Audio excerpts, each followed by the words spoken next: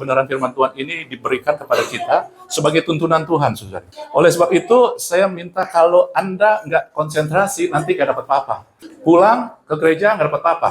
Oleh sebab itu, saya minta konsentrasinya, waktunya benar-benar ya, karena ibadah itu adalah anugerah, saudara.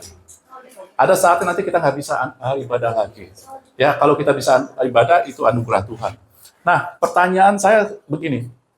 Sering nggak hari-hari ini Anda tuh kayaknya bosan hidup? Bosan hidup bukan yang mau mati. Gitu ya. Maksudnya begini, kok tiap hari kayak begini lagi? Tiap hari begini lagi?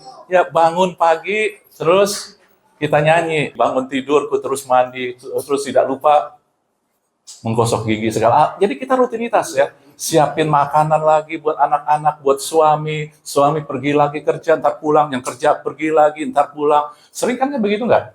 Nah, kalau kita sering kayak begitu, kita terjebak pada rutinitas. Nah, Tuhan mau kasih kita tuntunan hari ini buat aplikasi sehari-hari. Dari firman-Nya apa? Kita baca langsung. Ya, sadar ya. Saya baca aja langsung biar cepat. Kisah Para Rasul 3 ayat 1 dan 5. Ini gambarannya di sini. Ini ada gambaran di sampingnya. Diceritakan pada suatu hari menjelang waktu sembahyang, yaitu pukul 3 petang, 3 sore, naiklah Petrus dan Yohanes ke bait Allah.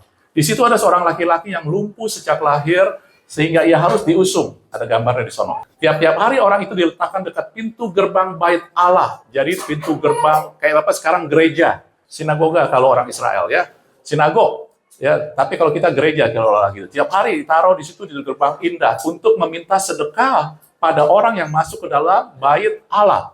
Ketika orang itu melihat bahwa Petrus Yohanes hendak masuk ke bait Allah, ia meminta sedekah. Mereka menatap dia, mereka itu Petrus Yohanes, dan Petrus berkata, lihatlah kepada kami. Lalu orang itu menatap mereka dengan harapan akan mendapat sesuatu dari mereka, saudari. Jadi dengan kata lain, bahwa di situ dikatakan tiap-tiap hari orang itu. Jadi ada suatu rutinitas yang dia lakukan. Dan rutinitas itu bukan sesuatu yang enak, bukan yang nyaman, yang dia harus minta pertolongan orang, terus kemudian ditaruh, terus minta belas kasih orang, saudari. Ya. Nah, kemudian Petrus ngomong, tetapi Petrus berkata, lanjutnya orang itu kan minta sesuatu, menatap. Petrus berkata, kita baca sama-sama, 3, 2, 1. Emas dan perak tidak ada padaku, tetapi apa yang kupunyai kuberikan kepadamu. Demi nama Yesus Kristus orang Nazaret itu, berjalanlah. Saudara-saudari, itulah yang menjadi tema daripada khotbah hari ini. Apa yang kupunyai, apa yang kumiliki, kuberikan kepadamu, saudara-saudari. Nah, untuk itu, untuk kita tahu apa yang kita miliki dan apa yang kita bisa alirkan, maka kita butuh untuk melihat dulu apa yang terjadi kepada orang yang dikatakan rutinitas ini. Saya nggak bilang bahwa rutinitas ini berbicara tentang, kalau kita ini bicara tentang, orang yang lumpuh. Enggak. Ketika Anda melakukan rutinitas, kehidupan Anda sesungguhnya jadi lumpuh. Ketika Anda hanya sekedar hidup ini, hanya melakukan tiap hari rutinitas, maka Anda sedang lumpuh. Anda nggak sadar bahwa Anda sedang dicuri, saudara. Ketika Anda seorang ibu, ada setiap hari rutin, sediain buat suami, apa, Anda sedang lumpuh. Anda nggak menikmati hidup. Benar nggak? Kayak orang ini. Jadi ini bukan bicara tentang yang fisiknya lumpuh, yang sakit, bukan. Tetapi pola pikir, cara ngelihatnya. Nah, bagaimana Alkitab kasih unjuk apa yang dihubungkan dengan orang yang rutinitas, orang yang dianggap lumpuh ini. Pertama dikatakan, sejak lahir. Ini, saya udah kasih biru. Ya. Sejak lahir, yang dihubungkan, yang dikasih dilabelin orang yang rutinitas yang digambarkan jadi sedang lumpuh, adalah satu bahwa sejak lahir dikatakan orang itu sakit. Orang itu lumpuh sejak lahir. Jadi kesalahannya enggak? Bukan. Rutinitas bukan kesalahan Anda, tetapi pilihan mentalitas itulah yang salah. Kemudian dikatakan tiap-tiap hari, udah jelas, Anda harus melakukan tiap-tiap hari aktivitasnya. Lalu yang terjadi adalah, meminta-minta. Minta sedekah, minta untuk mendapatkan sesuatu. Mudah-mudahan ada orang yang belas kasih. Mudah-mudahan hari ini, rutinitas saya enak. Nggak tambah buruk, nggak ada yang jelekin, nggak ada yang jahatin, nggak ada kejadian yang nggak enak. Sering kita mengalami hal itu di pola pikir. Kembali saya ingatkan, ini bukan secara fisiknya, tetapi kita mau melihat secara pola pikirnya.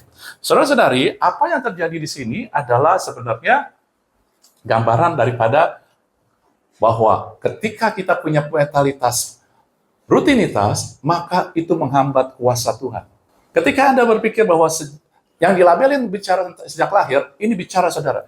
Orang yang melihat kelahirannya artinya begini, kita lihatnya begini, supaya Anda dapat gambaran.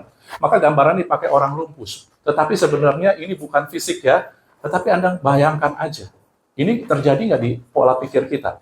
Bahwa kadang-kadang fokus kita pada keterbatasan kita. Saya lahir dari orang tua yang keluarga yang broken home. Saya lahir dari keluarga yang nggak dukung saya. Ya, saya kurang pinter sih, memang saya kurang pinter. Selalu kita melihat kepada sesuatu yang nggak bisa kita ubah. Bahkan kita mulai berfokus pada nasib buruk kita.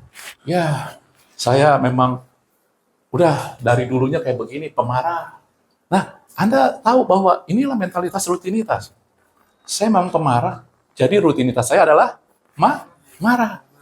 Gitu. Saya emang orangnya melankolis, jadi rutinitas saya adalah sedih-sedihan. Gitu. Iya, dia senang sekali sedih, saudari. Ya.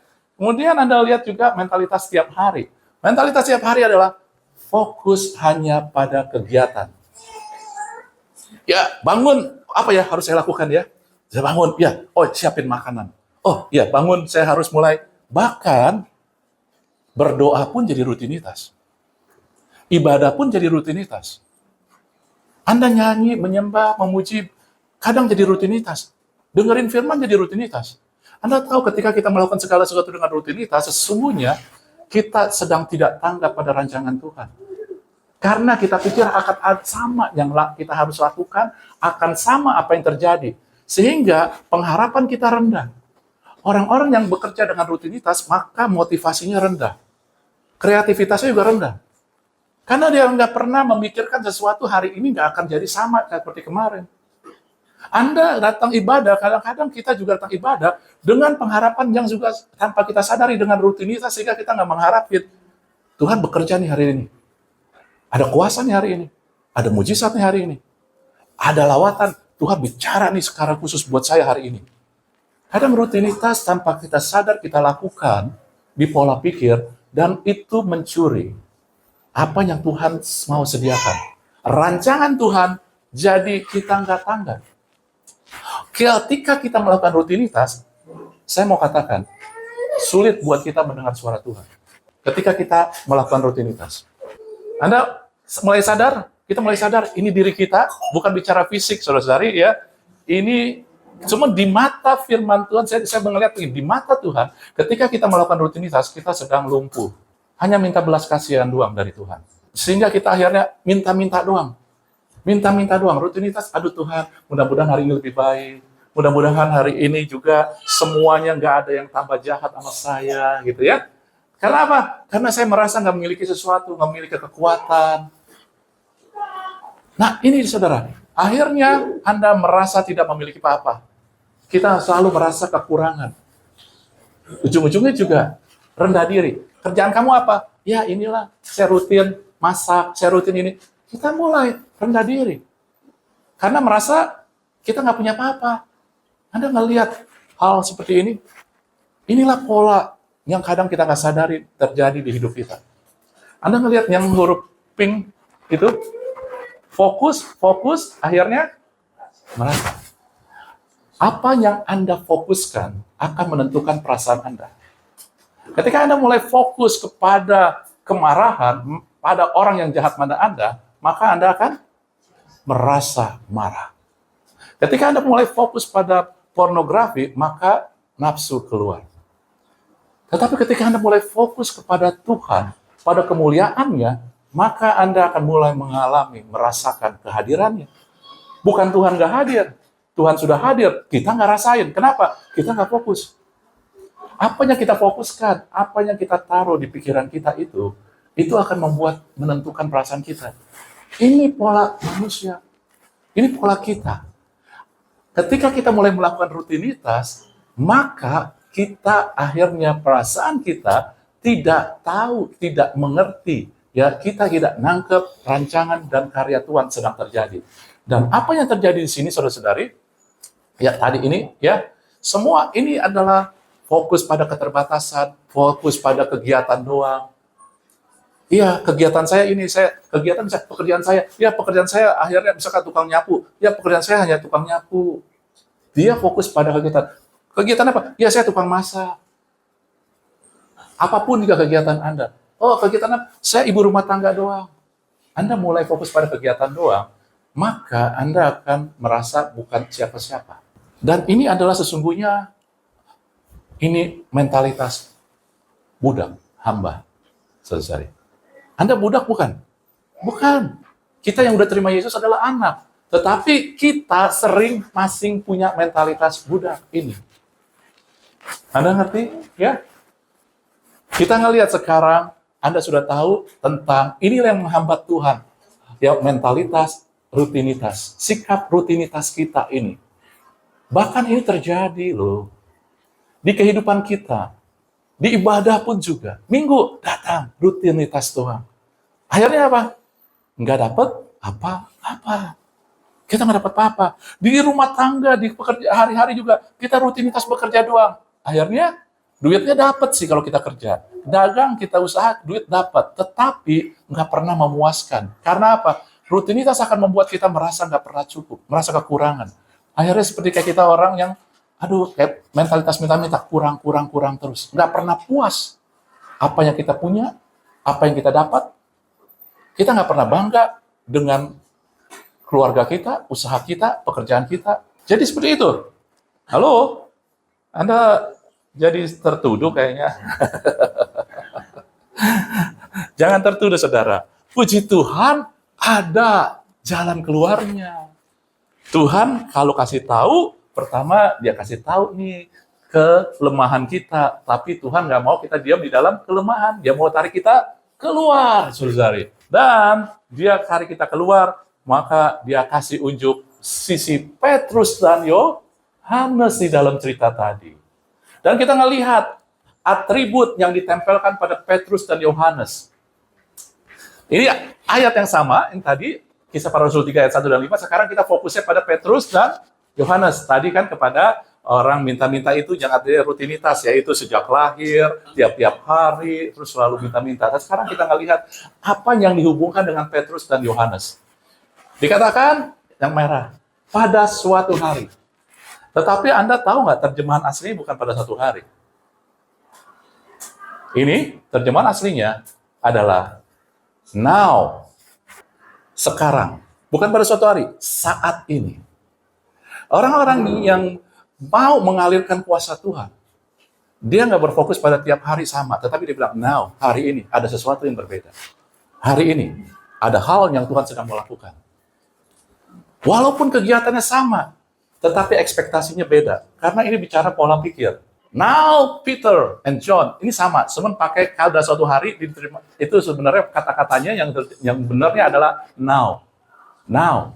Jadi bukan suatu hari itu. Yang dihubungkan atribut dengan orang yang menunjukkan jalan keluar buat rutinitas kita adalah now, saat ini. Nanti kita gali ya, kita ngelihat orang yang now, saat ini adalah mereka melihat bahwa hari ini, kita balik lagi ke orang yang minta-minta ini.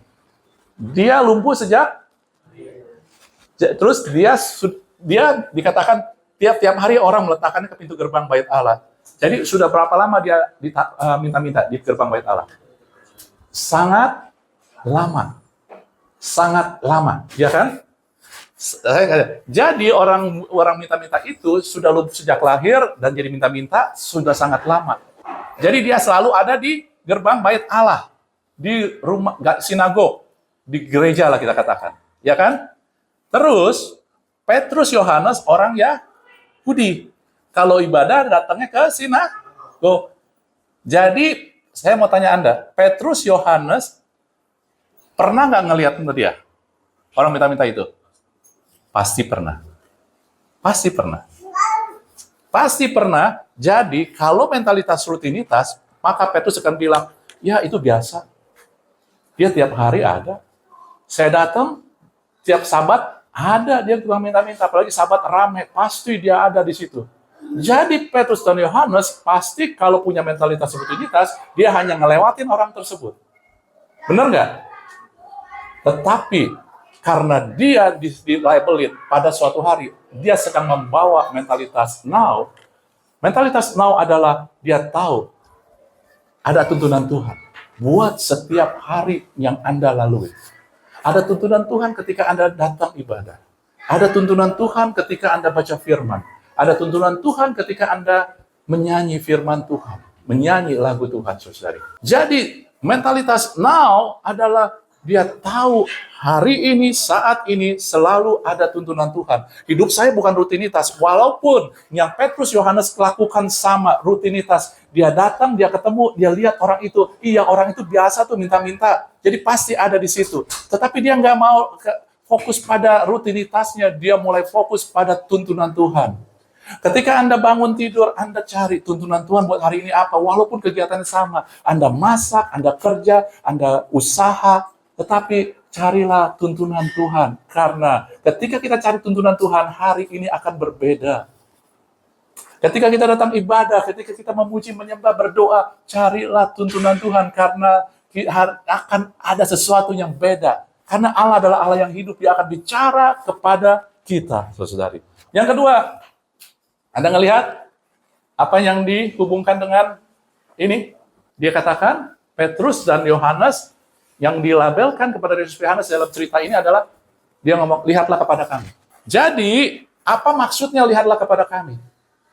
Kalau orang rutinitas, dia akan fokus pada aktivitas. Tetapi orang yang melihat kepada kuasa Tuhan, pekerjaan Tuhan, dia melihat kepada bejananya. Anda ngerti nggak? Beda. Saya tulis dulu, bejana Tuhan di situ, saudari. Beda.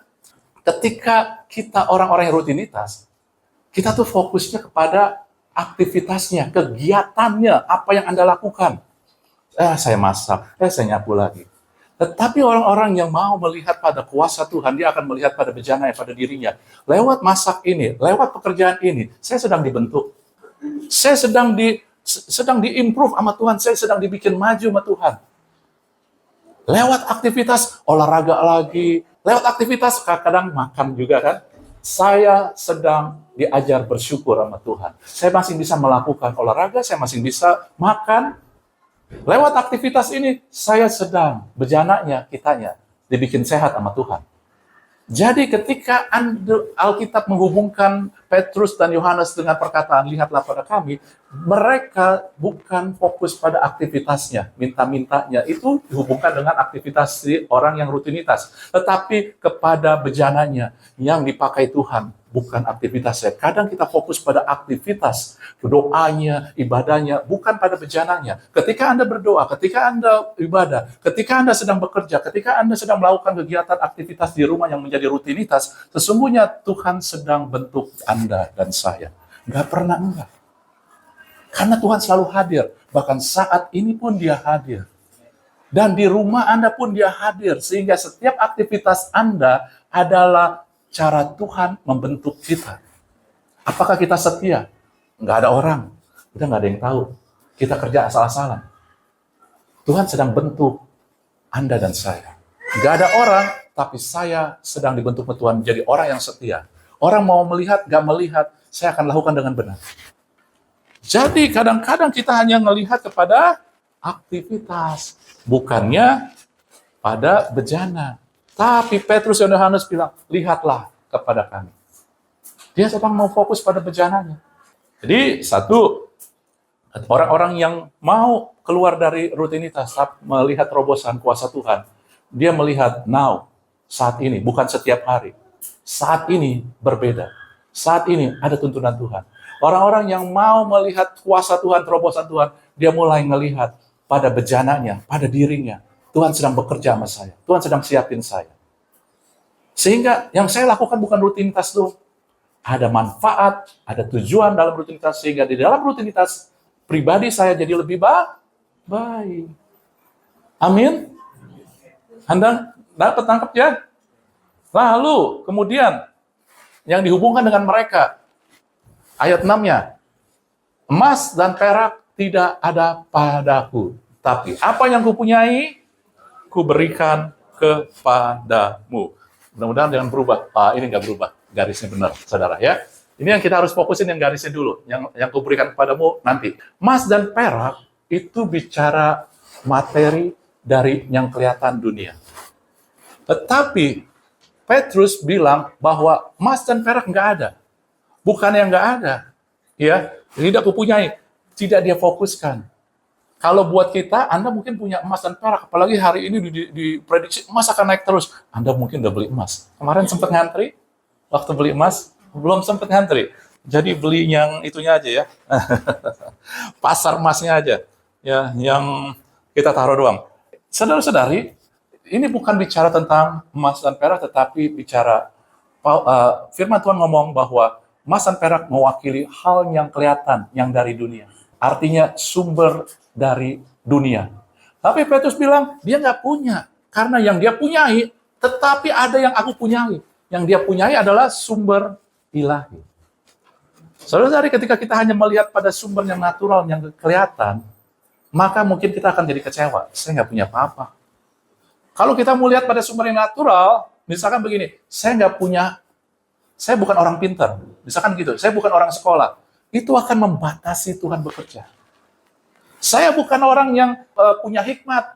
Itu akan membatasi Tuhan bekerja. Karena itu yang natural, yang Anda bisa pegang kendalikan. Jadi bukan hanya yang kelihatan nyata, tetapi bisa Anda kendalikan. Kalau Anda orang pintar, Anda bisa mengendalikan kepintaran Anda. Tapi Petrus dan Yohanes nggak memegang hal yang dari dunia ini, tetapi yang dari ilahi. Yang dari ilahi, saudara-saudari, itu banyak sekali. Dari ilahi banyak sekali. Contohnya, saya mau katakan begini. Ini beberapa aja. Di sini dikatakan Efesus 1 bahwa segala berkat rohani sudah diberikan kepada kita. Ya, sudah diberikan. Terjemahan Indonesia di dalam surga, tetapi bahasa aslinya in the heavenly realms. Dalam realitas surga. Surga itu terjemahannya itu ya, itu artinya bukannya surga yang kita bayangkan, tetapi tingkat langit atas gitu. Jadi nggak kelihatan secara mata. Itu surga ya. Jadi segala berkat ini sudah disediakan, tetapi kita nggak lihat dalam bentuk nyata sekarang.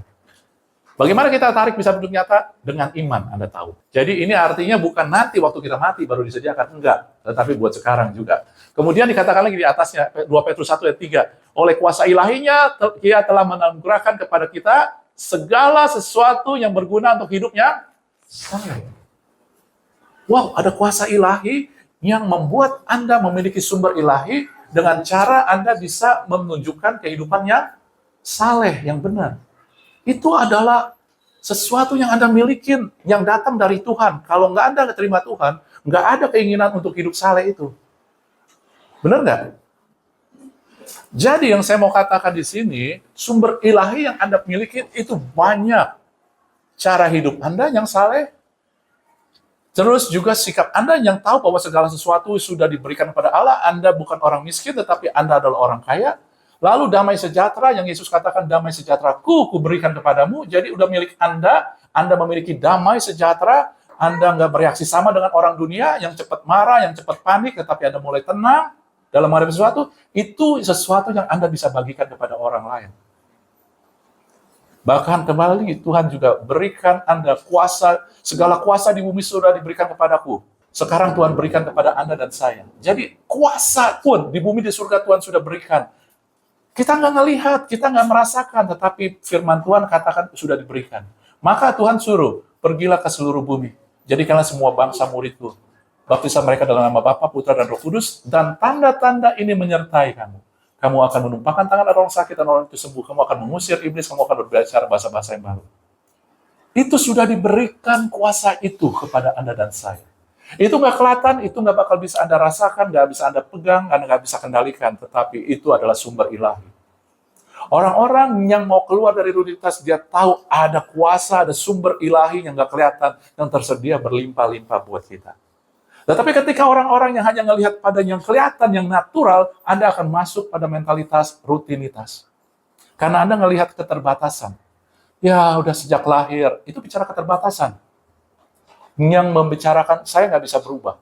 Tetapi ketika Anda melihat kepada sumber ilahi, Nggak ada yang nggak bisa berubah. Oleh kuasanya yang itu, dia menganugerahkan kita untuk hidup yang ilahi, hidup yang saleh. Jadi saya bisa berubah. Saya bukan lagi orang yang bisa, orang bilang, ini pemarah. Enggak, orang saleh nggak pemarah. Oh, itu pembenci. Orang saleh nggak pembenci. Anda sudah punya kekuatan sumber ilahi. Dan itu Anda bisa bagikan. Orang bisa ngelihat. Yang Anda bisa bagikan bukannya uang doang. Uang, kalau Anda bagikan untuk supaya kasih unjuk saya itu hebat, saya itu orang kaya, lawyer, itu justru nggak ada apa-apanya. Tapi uang kalau untuk menunjukkan bahwa Anda sudah nggak dibatasi, tetapi Anda percaya bahwa Anda di sumber, Anda itu punya kekayaan dari Allah, maka uang sekecil apapun yang Anda salurkan, itu akan menunjukkan sumber ilahi. Jadi, kita harus menyadari sumber ilahi, bukan dunia. Semakin kita menyadari sumber dunia, semakin kita akan sejak lahir. Sejak lahir. Artinya apa? Saya nggak bisa berubah. Sejak lahir udah kayak begini. Sejak lahir udah lumpuh. Sejak lahir saya sudah jadi orang, jadi pemarah. Sejak lahir saya udah jadi cowok. Sejak lahir saya jadi cewek. Kadang-kadang orang mengeluh jadi cewek dan mengeluh jadi cowok. Kenapa sih Tuhan lahirkan saya jadi cowok? Kenapa sih Tuhan lahirkan saya jadi cewek? Sejak lahir, dia nggak melihat Tuhan sedang bentuk bejananya. Dia nggak melihat bahwa ada sumber yang dari surga, bukan dari dunia. Sumber yang nggak kelihatan. Oke? Amin? Nah, saudara-saudari, kemudian yang keempat, ya, adalah lihat. Apa yang dihubungkan dengan si Petrus, ya, kuberikan kepadamu. Ini dia. Orang-orang yang rutinitas, dia tidak pernah memikirkan untuk mengalirkan, tetapi dia selalu merasa kekurangan. Kalau orang yang kekurangan, bagaimana mau ngalirin? Aduh, kok hidupku kayak begini ya? Rutinitas setiap hari ini begini lagi, besok begini lagi, bangun tidur kayaknya nggak punya semangat. Sering nggak, saudara? Ayo, jangan bohong, ya. Sesama anak-anak Tuhan, kita jujur. Saya pun masing kadang. Tetapi kebenaran ini adalah untuk dipraktekkan supaya kita bisa dimerdekakan. Bangun tidur aja kadang-kadang, aduh, apa yang capek. Nah, ini harus nggak boleh terjadi lagi sama kita. Kita mulai aplikasikan. Orang-orang yang rutinitas kayak begitu. Tetapi orang-orang yang memiliki kehidupan dari Allah, dia akan mempunyai prinsip mengalirkan, saudara. Mengalirkan. Karena ini prinsip yang sungguh-sungguh adalah dari Tuhan. Kenapa bisa prinsip dari Tuhan? Saudara tadi lihat, yang Anda alirkan bukan hanya sekedar materi, ya kan? Anda tahu ya? Prinsip kita dilarang untuk makan pohon pengetahuan dan baik dan buruk. Tetapi kita disuruh ditanam di pohon kehidupan. Ketika Anda dicangkok di pohon kehidupan, Anda ranting, ya. Ini ranting, ini misalnya ini pohonnya. Anda ditanam di ranting, saudara-saudari. Maka ketika Anda jadi ranting, bagian kita adalah menerima aliran, kemudian mengalirkan. Kalau Anda nggak mengalirkan, nggak akan tumbuh daun, nggak akan tumbuh bunga, nggak akan tumbuh buah. Ketika Anda hanya menerima, maka seperti yang terjadi di Israel, laut mati, itu hanya menerima aliran. Letaknya ada di mana? Paling bawah. Terima doang. Akhirnya asin, tidak ada kehidupan. Saudara. Orang-orang yang ditanam di pohon kehidupan, Anda dan saya sudah ditanam pohon kehidupan ketika Anda terima Yesus. Yesus adalah pohon kehidupan. Makanya barang siapa menerima aku, dia akan hidup untuk selamanya. Kenapa? Karena Yesus adalah pohon kehidupan. Anda dicangkokkan. Segala sesuatu yang Anda dapat lakukan, itu artinya dialirkan Tuhan. Kita orang percaya sekarang dicangkokkan. Sehingga Anda dan saya nggak ada sesuatu yang tentang diri kita. Nggak ada kesombongan. Kalau saya bisa, misalkan kalau saya bisa berkhotbah, karena dialirkan sama Tuhan. Kalau saya bisa memberi, Anda dan saya bisa memberi, karena dialirkan Tuhan. Jangan sombong, karena saya kerja, saya berhasil. Bukan. Kalau kita bisa memberi hikmat kepada orang, nasihat karena Tuhan alirkan. Amin. Anda senang. Makanya jangan sombong kamu gitu ya. Gitu. Tetapi, kalau Anda tahu prinsip mengalirkan itu, kenapa Anda membiarkan keterbatasan Anda, membiarkan keterbatasan kita, sehingga kita nggak mau menjadi berkat buat orang lain? Karena kita pikir begini, aduh, gua nggak ngerti nasihatin dia bagaimana. Lalu kita nggak mau menasihatin. Kalau Anda tahu segala sesuatu dari kita adalah dari Tuhan, dan dialirin sama Tuhan, kenapa kita harus bikin stop? Karena ketidakmampuan kita merasa, gua nggak pinter kasih nasihat, gua nggak jago tentang gua nggak jago kasih, hidup gua aja berantakan, misalkan gitu. Hidup gua aja masih kayak begini. Kenapa Anda dan saya membatasi mengalirkan sesuatu dengan apa yang diperlihatkan dunia? Kenapa kita nggak mulai digerakkan dengan apa yang dari sumber ilahi, saudara? Ketika Anda mulai mau melangkah, mau melayanin, walaupun nggak bisa, tetapi ketika kita mau mengalirkan, Tuhan kasih kemampuan, saudara. Jadi indah baik adanya. Jangan membatasi Tuhan. Gunakanlah prinsip pohon kehidupan. Termasuk, saudari, ketika prinsip pohon begini, kalau Tuhan begini, ketika Anda mau mengalirkan, maka dia akan mengalirkan lebih lagi. Percaya, maka kamu akan melihat. Itu prinsip pohon kehidupan. Ketika Anda percaya bahwa Tuhan memberi, maka Anda akan melihat lebih lagi. Ketika Anda mau juga, ini bukan memancing. Lain kalau memancing ya. Kalau mancing, saya beri, nanti Tuhan akan beri lebih lagi. Enggak. Kita tahu kita sudah ditempelin sama Tuhan, kita sudah nempel sama sumbernya. Apa yang mau dipancing lagi? Tetapi kita akan mempermuliakan sumbernya ketika kita mengalirkan sehingga ada daunnya. Kalau kita bicara ranting pohon ya, kita ada buahnya, kita ada bunganya yang bisa dinikmatin, kita akan mempermuliakan. Karena begini, orang kalau Anda melihat suatu pemandangan pohon misalkan gitu ya, Anda kan ngelihat, gila itu pohon bagus sekali ya. Tetapi kebagusan, keindahan suatu pohon terdiri dari juga keindahan apa yang diperlihatkan oleh ranting-rantingnya. Benar nggak? Waktu Anda ngelihat secara keseluruhan pemandangan di pohon bunga atau apalah gitu ya. Anda ngelihat, indah sekali ya itu pohon itu. Anda sebut pohonnya indah. Tetapi sebenarnya di pohon itu ada ranting yang ada bunganya bagus, merah, kuning, biru atau apa gitu ya. Terus ada buahnya. Jadi ketika Anda mau mengalirkan, itu Anda sedang mempermuliakan, bukan memancing Tuhan untuk memberkati Anda. Anda ngerti? Ketika Anda memberi, misalkan bagian uang juga adalah bagian untuk alat untuk memberi, maka bukannya untuk memancing Tuhan supaya Anda diberkati Tuhan. Karena kita sudah nempel sama Tuhan sumbernya. Tuhan akan cukupi kebutuhan kita menurut kekayaan dan kemuliaannya. Anda sudah baca dalam Jumat Agung, waktu Jumat Agung kita bicara pertukaran sumbernya. Sebelumnya, perjanjian lama sebelum Yesus mati, disalib, maka kalau kamu nggak memberi, kamu mencuri dari Tuhan. Kamu memberi, Tuhan akan berkati kamu. 100 kali lipat, 30, 100 kali lipat. Itu prinsip dari perjanjian lama. Masih berlaku nggak? Masih berlaku kalau Anda terus mau pakai. Tetapi sekarang ada yang lebih sempurna. Kalau ada yang lebih sempurna, masa kapan kita pakai yang biasa-biasa aja? Yang lebih sempurna adalah sekarang Tuhan sudah tebus Anda dari segala kutuk, sehingga dia mencukupi kebutuhan kita menurut kekayaan dan kemuliaan. Sumbernya sekarang dia. Ya kan? Jadi sekarang Anda memberi bukan supaya diberi lagi, tetapi Anda memberi karena Anda mempermuliakan sumbernya.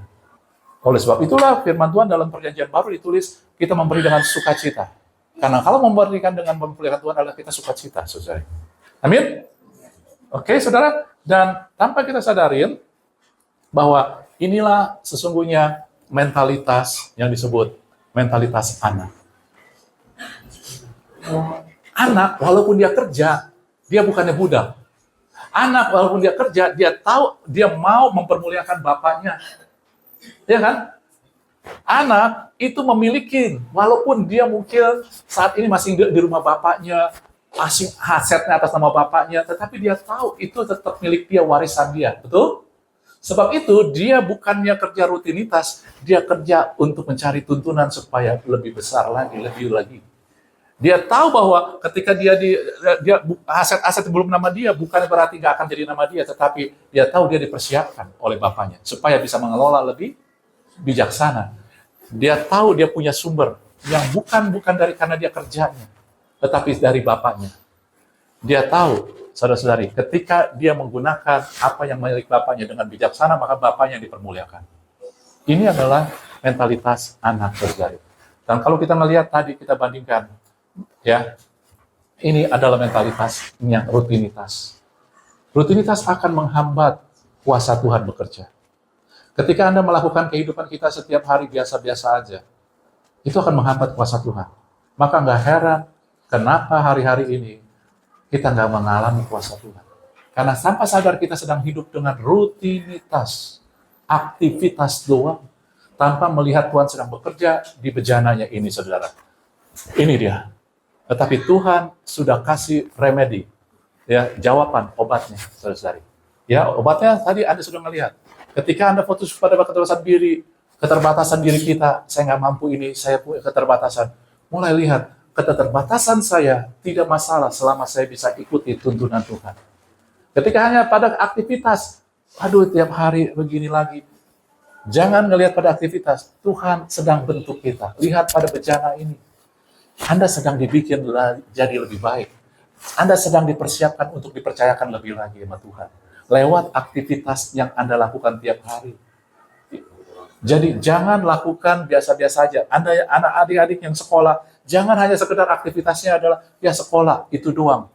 Tetapi lihat aktivitas itu sedang membentuk bejananya saya ini. Amin ya?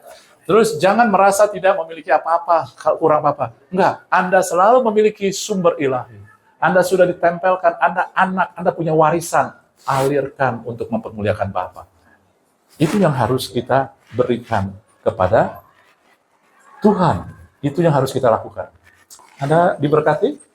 Saya diberkati karena ini bukan buat saya aja, bukan buat Anda aja, tapi buat saya juga, saudari. Ya. Jadi gampang. FFM, fokus akan bikin kita, perasaan kita, keinginan kita terindus, saudara. Tetapi Anda harus mulai ikuti, lihat, sadari, gunakan. Ulangi sama-sama saya. Ikuti, lihat, sadari, gunakan. Ikuti tuntunan Tuhan, selalu ada. Pak, kalau saya nggak ada bagaimana? Kalau Anda nggak ada, artinya Anda nggak baca firman. Nah, ya kan? Kalau Anda nggak dengar suara Tuhan, oh nggak ada Pak, saya udah renungan, saya udah ambil quiet time, gitu ya. Baca firman. Firman Tuhan itu adalah tuntunan Tuhan. Ya. Tapi dia bisa bicara spesifik, bisa. Tapi baca dulu firman Tuhan. Ikuti tuntunan Tuhan. Kedua, lihat. Ya, lihat pada apa? Bejana. Lihat pada bejana. Saya ini berarti sama Tuhan. Maka Tuhan sedang siapin saya. Tuhan gak akan tinggalin saya.